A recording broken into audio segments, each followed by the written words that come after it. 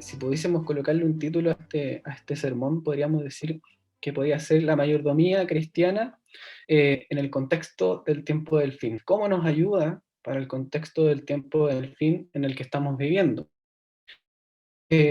Bueno, aquí algunos tratamos durante la... Si usted perdió niño. Bueno, el día domingo el hermano Francisco nos habló de la responsabilidad que tenemos como iglesia por la revelación de Jesucristo. Es decir, somos mayordomos de Dios, pero también tenemos una responsabilidad que es Dios nos ha dado una revelación de Jesucristo. Y esa revelación de Jesucristo nosotros la podemos ver ¿dónde? En el libro de Apocalipsis. Y en ese mismo contexto, el día lunes, nuestro pastor que tenemos actualmente, que está reemplazando a nuestro pastor Lillo, ¿verdad? Nos habló acerca de la responsabilidad de la misión que tenemos como iglesia en el contexto del tiempo del fin. De cómo nosotros como adventistas del séptimo día tenemos una misión que dar en este contexto del tiempo del fin. El día martes, nuestra hermana Elizabeth nos habló de la responsabilidad que nosotros tenemos como cristianos de ser fieles económicamente ante Dios, a pesar de las crisis. Y nos dio un ejemplo de cómo Abraham, ¿verdad? Sí, para los que estuvimos ahí en el día lunes, cómo Abraham, a pesar de sus momentos de crisis, él fue fiel económicamente ante Dios en ese contexto, ¿verdad? Y el día miércoles, ¿verdad? El hermano Rudy nos habló de cómo nosotros debemos distribuir el tiempo como cristianos en este contexto en el que estamos viviendo, de poner siempre a Dios en primer lugar, y nos habló de algunas estadísticas de cómo nosotros ocupamos el tiempo durante el año, así que fue muy bueno, y, y fue prácticamente un reto que nosotros nos llevamos porque a veces desperdiciamos mucho tiempo y lo ocupamos en cosas que son innecesarias, cuando podríamos ocuparlo este tiempo, no sé, orando, estudiando la Biblia, predicando el Evangelio, ¿verdad? Así que el hermano Rudy nos habló el día miércoles de la administración del tiempo que nosotros tenemos como cristianos, la responsabilidad de la administración del tiempo. El día jueves, nuestro hermano Francisco nos habló de ser fieles en tiempos de crisis. Y tuvimos un breve estudio acerca de Daniel capítulo 3, ¿verdad? Cuando los tres amigos de Daniel fueron fieles a Dios en momentos de crisis, casi fueron quemados por Nabucodonosor, pero si Dios no hubiese intervenido, ellos hubiesen desaparecido, ¿verdad? Eso es lo que dice la historia de Daniel capítulo 3. Entonces, el hermano Francisco nos habló de cómo ser fieles en el contexto de tiempos de crisis, cómo debemos afrontar las crisis o los momentos de crisis que estamos viviendo, y tomamos como ejemplo estos tres jovencitos que aparecen en Daniel capítulo 3.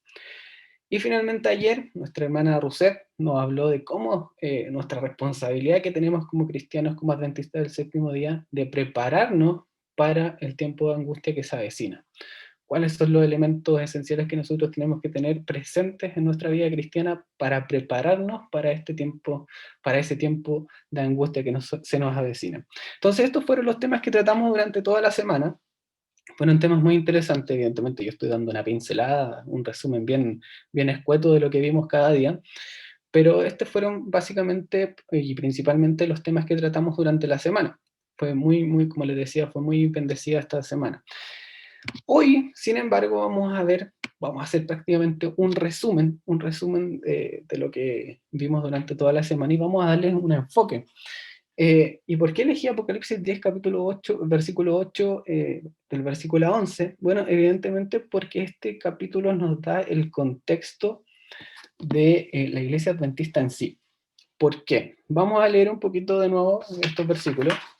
Yo los tengo acá, pero vamos a leer de nuevo estos versículos. Dice: la voz que oí del cielo habló otra vez conmigo y dijo: ve y toma el librito que está abierto en la mano del ángel que está en pie sobre el mar y sobre la tierra. Y fui al ángel, diciéndole que me diese el librito, y él me dijo: toma y cómelo, y te amargará el vientre, pero en tu boca será dulce como la miel. Entonces tomé el librito de la mano del ángel y lo comí, y era dulce en mi boca como la miel, pero cuando lo hube comido, amargó mi vientre. Y él me dijo, es necesario que profetices otra vez sobre muchos pueblos, naciones, lenguas y reyes. Bueno, este capítulo del libro de Apocalipsis está dado en un contexto que presagiaba el surgimiento de la iglesia adventista del séptimo día. Así es como nosotros lo hemos interpretado tradicionalmente este capítulo 10. Y la razón de por qué elegí este capítulo fue, si alguien me corrige con yo soy muy malo para los refranes, pero si alguien me corrige el refrán, dice, para saber a dónde vamos es necesario conocer de dónde venimos. No sé si está bien dicho, ¿verdad? Pero básicamente esa es la idea, ¿verdad? O sea, para saber a dónde vamos, necesitamos saber de dónde hemos venido.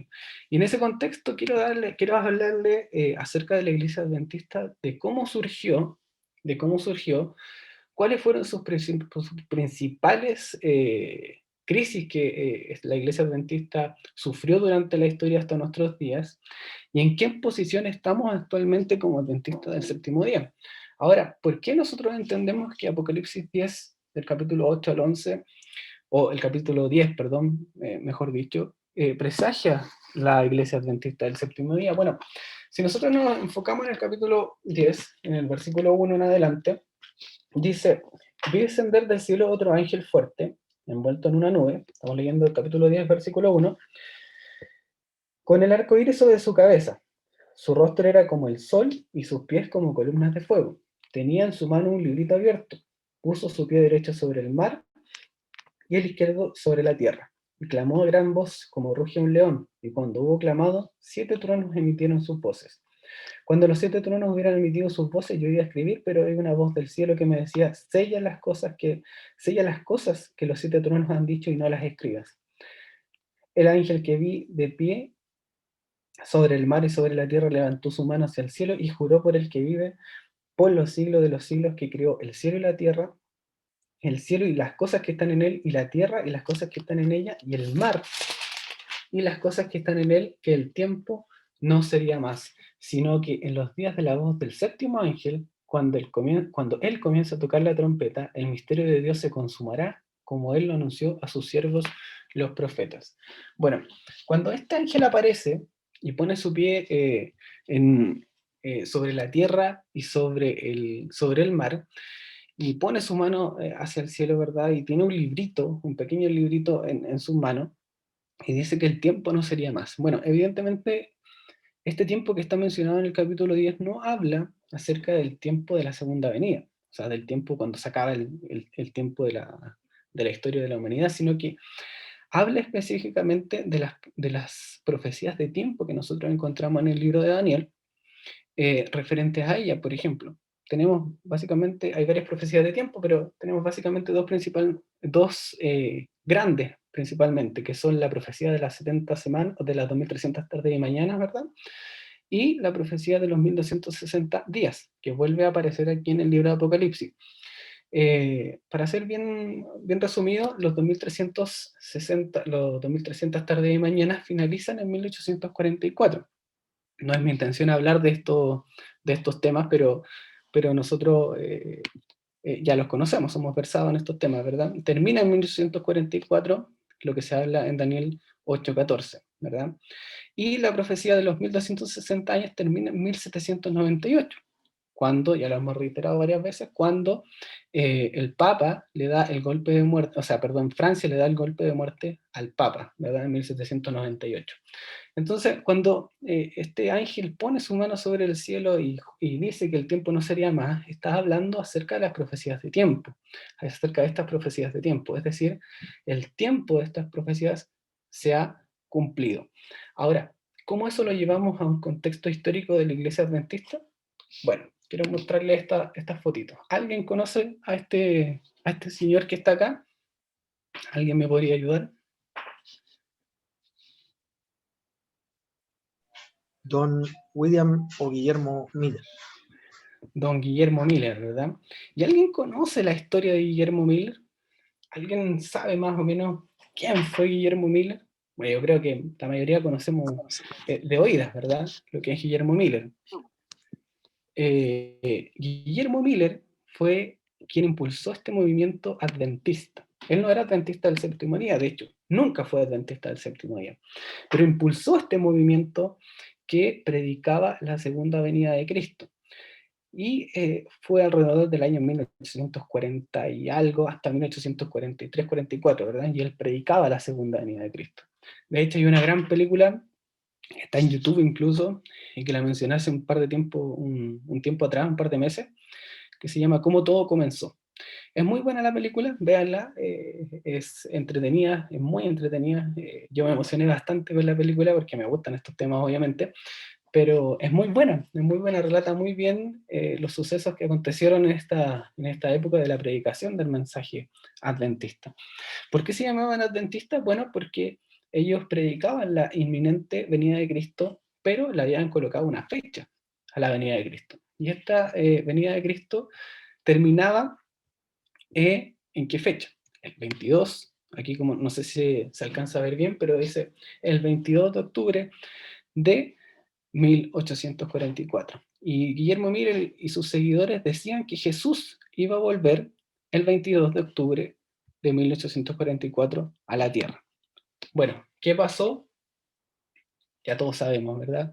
Jesús no volvió en 1844, pero cierto grupo, ciertos seguidores de este grupo, reestudiaron las profecías referentes a este tiempo profético y entendieron que el evento que ocurría el 22 de octubre de 1844 no era el evento de la segunda venida de Cristo, sino que era otro evento. Y ese evento es que Cristo pasaba desde el lugar santo al lugar santísimo. Comenzaba el día del juicio, como le llamaban los profetas del Antiguo Testamento.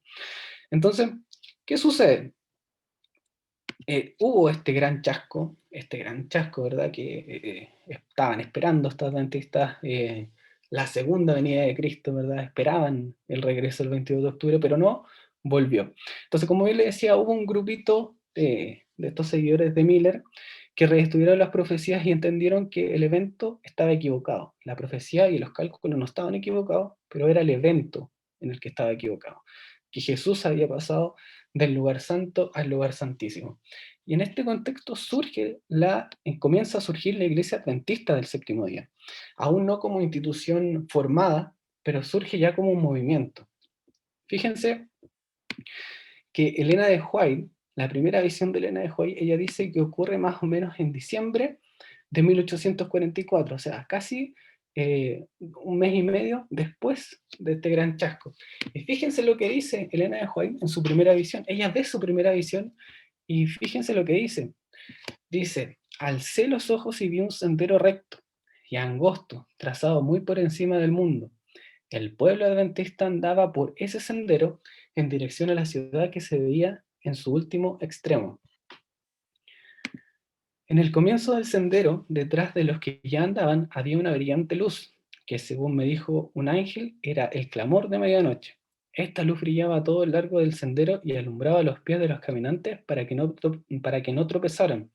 Delante de ellos iba Jesús guiándolos hacia la ciudad, y si no apartaban los ojos de él, iban seguros. Pero no tardaron algunos en cansarse, diciendo que la ciudad estaba todavía muy lejos, y que contaban con haber llegado más pronto a ella. Entonces Jesús los alentaba levantando su glorioso brazo derecho, del cual dinamaba una luz que ondeaba sobre la huesta adventista, y exclamaban, aleluya. Esta fue la primera visión de Elena de White, donde ve un grupo, aquí no sé si se alcanza a ver la fotito, pero donde ve un grupo de adventistas que va caminando por un sendero muy angosto hacia la Canaán celestial. Evidentemente todo esto es simbólico, ¿verdad? Ella ve al pueblo adventista en términos simbólicos, pero es muy bonito, ¿verdad? Como ella describe cómo el pueblo adventista va de camino hacia la Canaán celestial. Ahora bien, la iglesia adventista, como bien les decía, surge posterior a 1844, pero en 1863 la iglesia adventista es declarada como una iglesia protestante, ya oficialmente en Estados Unidos. Es decir, la iglesia se funda, nuestra iglesia adventista se funda en 1863. como la Iglesia Adventista del Séptimo Día. Y fíjense que en sus inicios la Iglesia, la misión de la Iglesia era, hasta el día de hoy, es predicar el mensaje del pronto regreso de Cristo, haciendo discípulos para Él en el contexto del mensaje de los tres ángeles de Apocalipsis 14. Es decir, la Iglesia Adventista surge producto de la segunda venida de Cristo, del mensaje de la inminente segunda venida de Cristo, pero además se forma en 1863 y su misión es hacer discípulos para Cristo, pero todo esto, ¿en qué contexto? En el contexto del mensaje de los tres ángeles de Apocalipsis 14.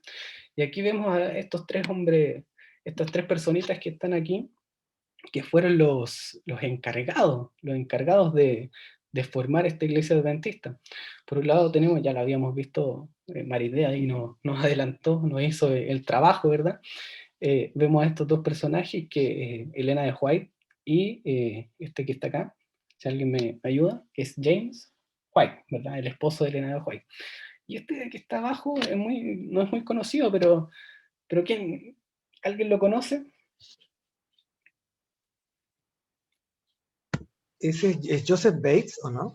Es Joseph Bates, exactamente. Es José, el José, el Pepe, de cariño le dicen.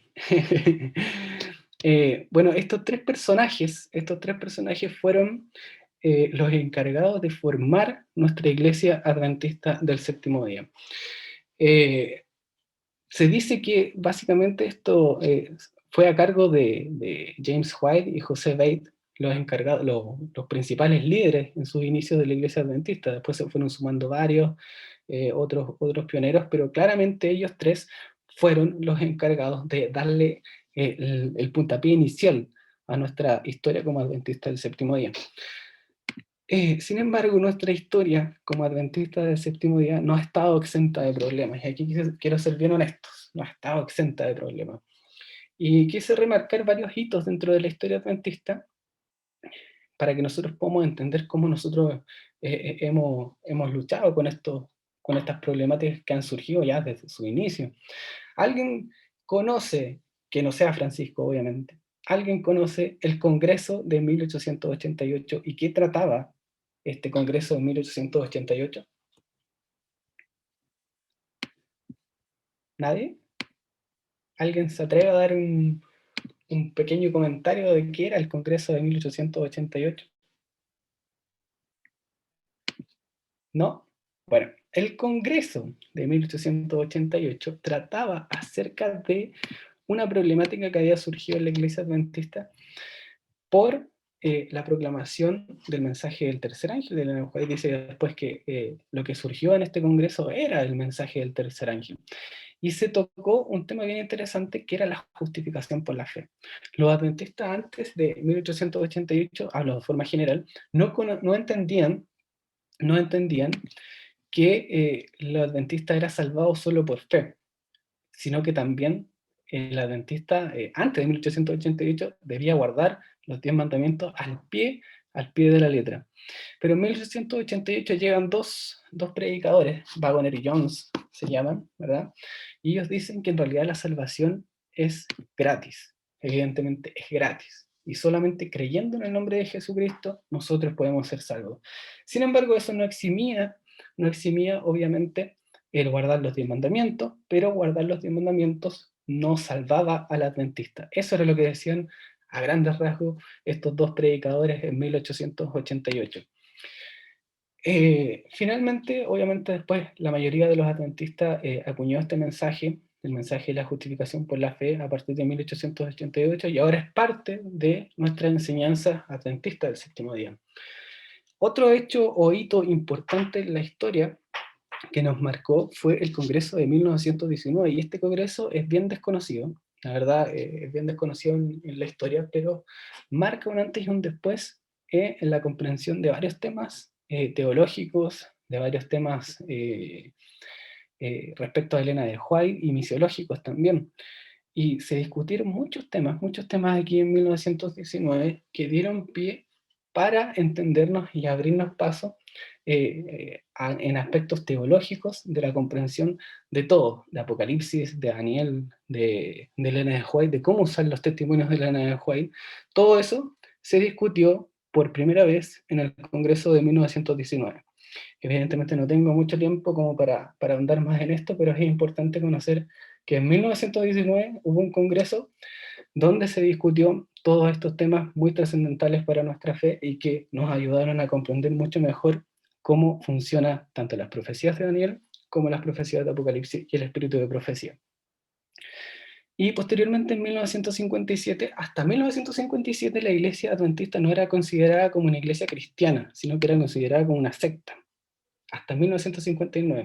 Y de hecho, varios evangélicos la consideraban así hasta que se escribió un libro que se llama Preguntas sobre Doctrina, en 1957, en respuesta a estos críticos, o en realidad no eran críticos, a estos evangélicos, y la iglesia fue aceptada como una iglesia evangélica en este libro. Y este libro todavía está a disposición de nosotros, de hecho está incluso traducido al español, nosotros la podemos encontrar, perdón, nosotros la podemos encontrar en nuestra casa editora, en ACES, está traducida, es muy bueno este libro, evidentemente es del 57, hace muchos años atrás, pero da cuenta de nuestra historia de cómo los adventistas respondieron a grandes preguntas que se le hicieron en este contexto, y a partir de 1957 la iglesia adventista es considerada una iglesia cristiana, no una secta. Después de esta discusión de preguntas sobre doctrina, en 1957 surgieron varios temas. Y uno de los temas que surge y que nos marcó como adventistas del séptimo día es el Congreso de Glaser View en 1980, producto de este caballero que está por acá, que se llama Desmond Ford. ¿Alguien ha oído hablar de Desmond Ford? Francisco, sí, evidentemente. Hemos conversado varias veces de Desmond Ford, ¿cierto? Desmond Ford fue uno de los grandes críticos de la iglesia adventista.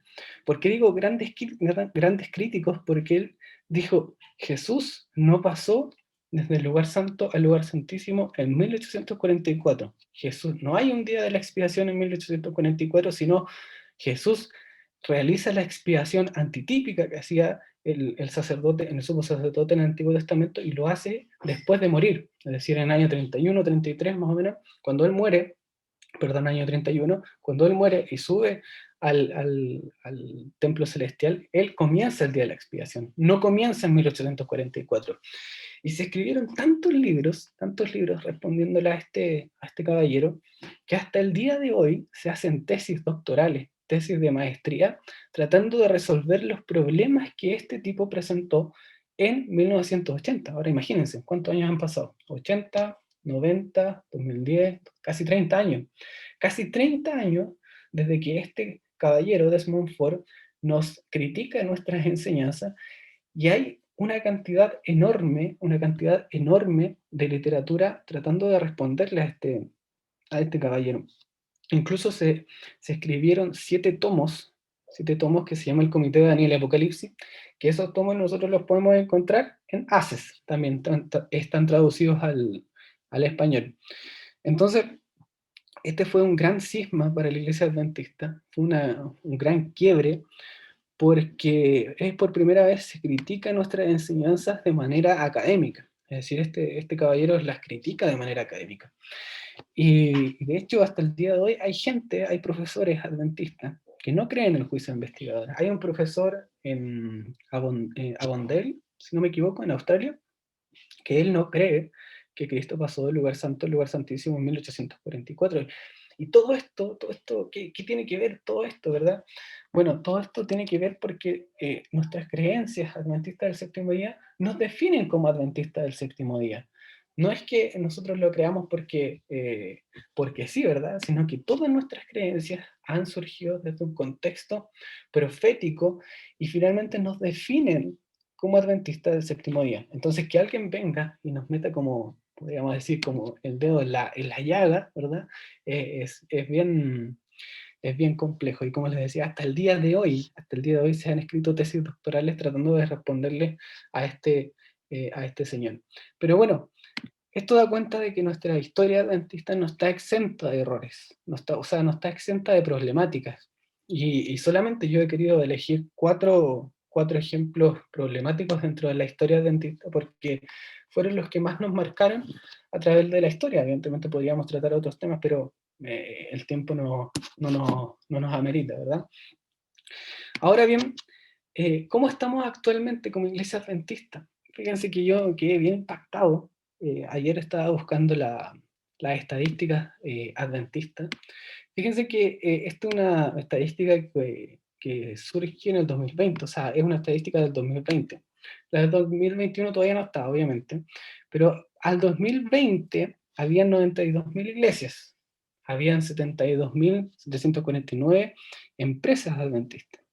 Y la membresía llegó a los 21.760.000 millones de adventistas, ¿verdad? Con un total de adhesiones de 562.000. Pero fíjense algo bien importante.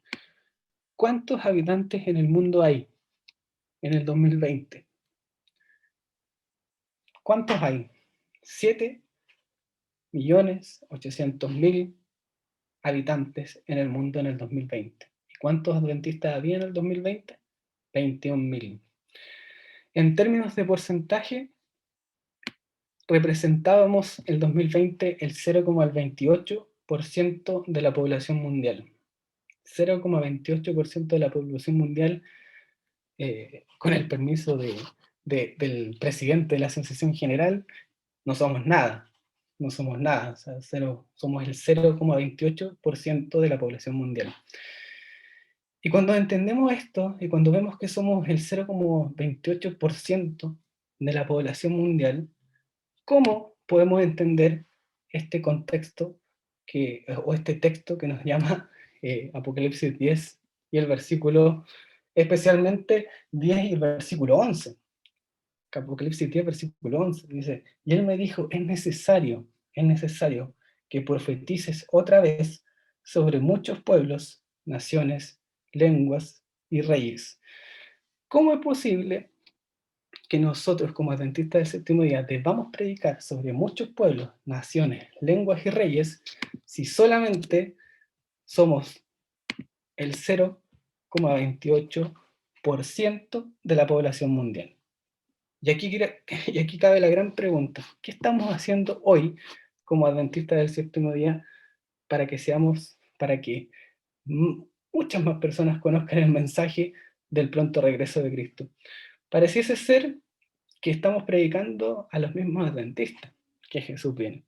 Pareciese ser que estamos predicando a nosotros mismos, y si nos predicamos a nosotros mismos, ¿de qué sirve? ¿De qué sirve que nosotros nos prediquemos?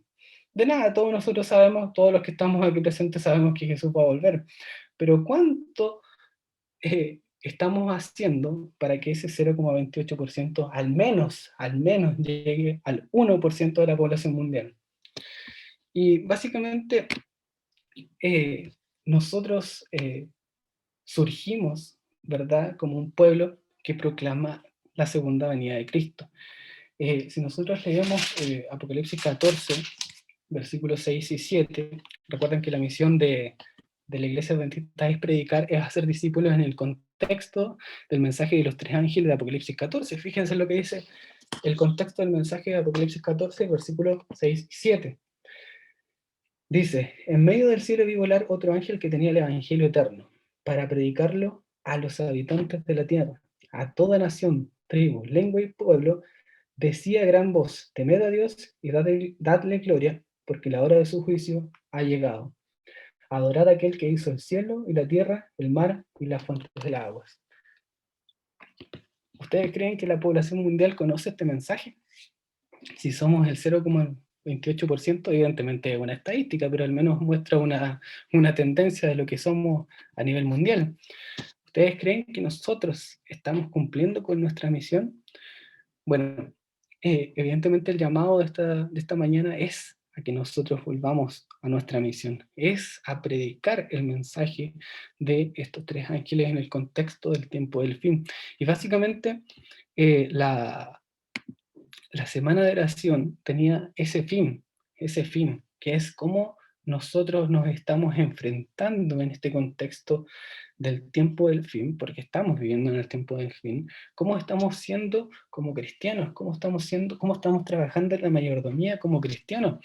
Y fíjense algo muy interesante, y ustedes saben que a mí me gusta estudiar los idiomas originales, y fíjense algo bien interesante. Si leemos de nuevo Apocalipsis 10, el versículo 11, Apocalipsis 10, versículo 11 dice, Él me dijo, es necesario que profetices otra vez sobre muchos pueblos, naciones, lenguas y reyes. Fíjense lo que dice el texto original. El verbo dei es necesario, cuando dice es necesario, es un presente indicativo tercera persona singular. Y en conjunto con el aoristo activo profeteizais, profetizar, implica una acción que no ha sido terminada. Técnicamente esta construcción se conoce como un aoristo ingresivo. Es decir, la acción de predicar a muchos pueblos, naciones, lenguas y reinos no ha sido terminada. Es parte de nuestro presente como misión porque hoy debe predicarse el Evangelio eterno. Es decir, este llamado a predicar el mensaje de los tres ángeles, este llamado de predicar en Apocalipsis 10, capítulo 11, que es necesario que profetices otra vez, es el llamado que Dios nos hace hoy a nuestras vidas. Es el llamado que nos hace hoy a predicar y a darnos a conocer como adventistas del séptimo día y a proclamar esta verdad que pronto Cristo va a volver. Y bueno, ya para ir concluyendo, nuestra misión. ¿Cuál es nuestra misión como adventistas? Bueno, la misión de nuestra iglesia debe ser parte importante, obviamente, de nuestras vidas, la proclamación del segundo regreso de Jesús. Es por ello que tenemos una parte significativa como mayordomos de Dios, en la cual somos responsables de la revelación profética que hemos tenido, ¿verdad? Lo vimos esta semana. El servicio misionero, también lo vimos esta semana. Nuestra fidelidad financiera debe estar a cuentas con Dios. El uso de nuestro tiempo debe ser equilibrado y debemos darle más tiempo a Dios.